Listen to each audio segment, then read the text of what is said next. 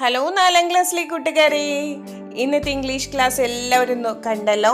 ഇന്നത്തെ ആക്ടിവിറ്റി നോക്കാം. നമ്മൾ പുതിയ ചാപ്റ്ററാണ് പഠിച്ചത്, ഡൗൺ ടു ദ സ്ട്രീം അല്ലേ.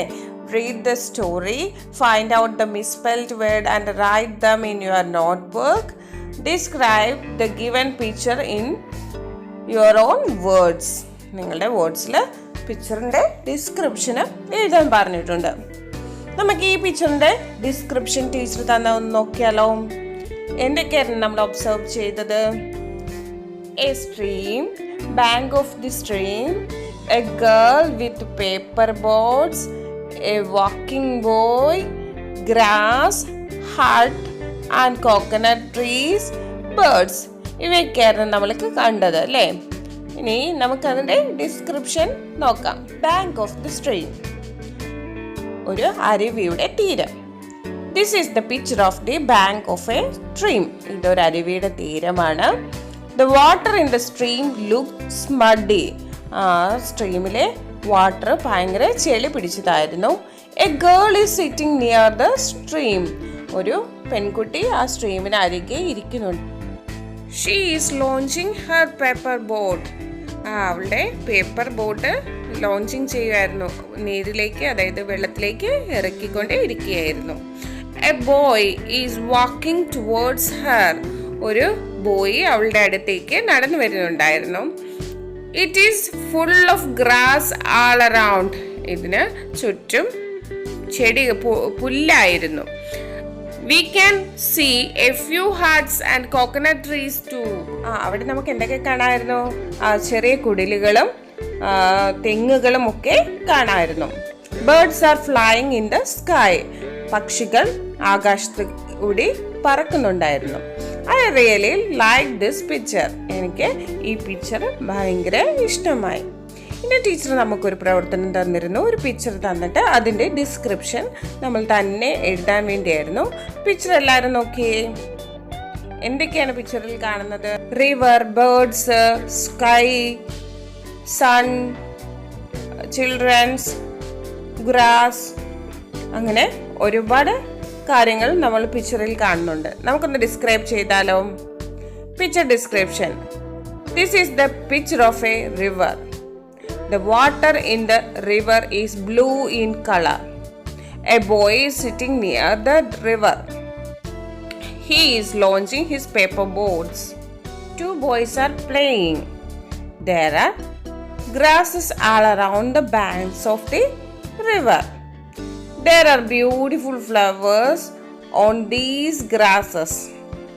Birds are flying on the sky. The sun is going to set.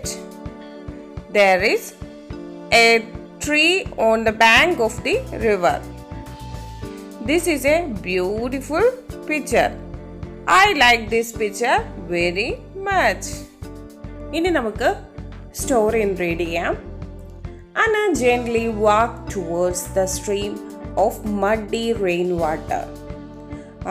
അഴുക്ക വെള്ളം നിറഞ്ഞ സ്ട്രീമിൻ്റെ, നമ്മുടെ അരുവിയുടെ അടുത്തുകൂടി അന്ന പതുക്കെ നടന്നു വരികയാണ്. She bend A little and launched A paper boat.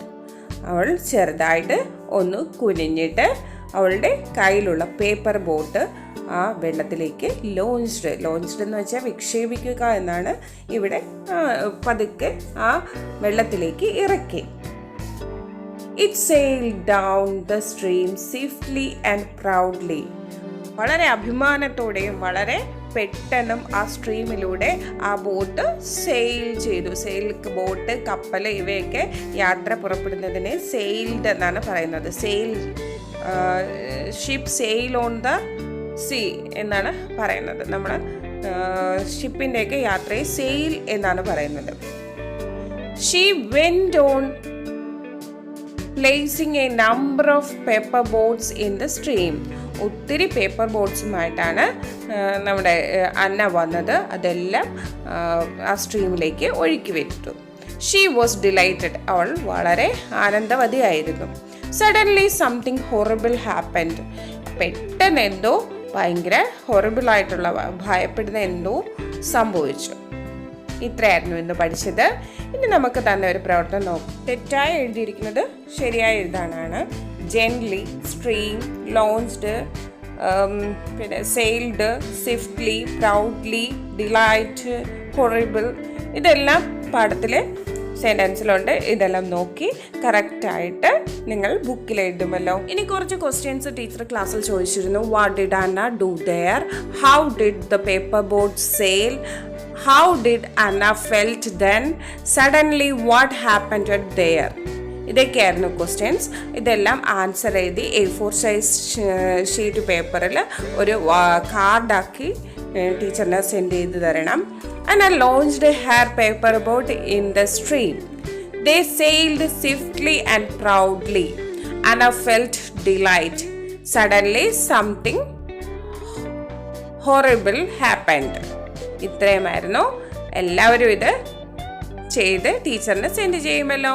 Like ചെയ്യാനും ഷെയർ ചെയ്യാനും സബ്സ്ക്രൈബ് ചെയ്യാനും കൂട്ടുകാർക്ക് വേണ്ടി സെൻഡ് ചെയ്ത് കൊടുക്കാനും ഒന്നും മറക്കരുതേ. Bye bye, take care.